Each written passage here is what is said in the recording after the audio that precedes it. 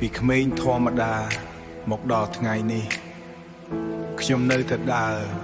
មិនដែលថយក្រោយជីវិតមិនស្រួលដូចអ្វីគិតទេមនុស្សជាច្រើនចង់ឃើញយើងដួលរេខ្ញុំរៀនពីទុកមិនរត់គេចវ៉ាបារាជ័យប៉ុន្មានដងក៏នៅតែឈរមកវិញណាទោះផ្លូវបន្ធំនៅក្នុងបេះដូងទោះផ្លូវងងឹតខ្ញុំមិនបោះបង់មិត្តពិតនៅតិចតែខ្ញុំយល់ហើយអ្នកណានៅក្បែរពេលខ្ញុំធ្លាក់ក្រោយ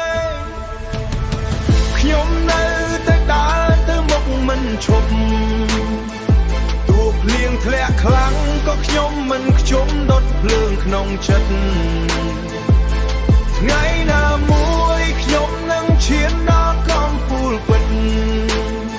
ខ្ញុំមិនខ្លាចទេពេលពិភពបែកខ្ន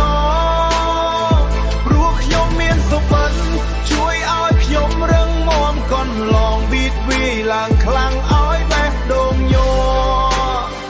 ជីវិតនេះខ្ញុំរស់ដើម្បីសរសេររឿងតស៊ូបន្ត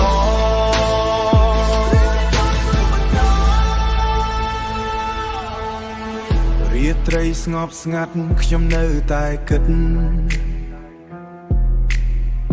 ថ្ងៃមុខរបស់ខ្ញុំត្រូវធ្វើឲ្យពិតមិនចង់រស់ស្ងៀមដូចមនុស្សគេមើលរំលងខ្ញុំចង់ឲ្យគ្រួសារមានមោទនភាពម្ដងលុយមិនទាន់ច្រើនតែចិត្តនៅធំ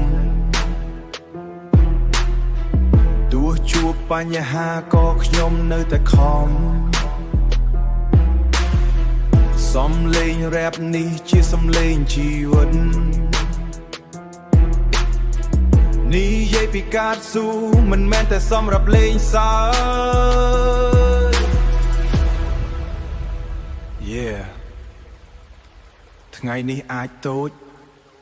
តែថ្ងៃស្អែកអ្នកនឹងឮឈ្មោះខ្ញុំ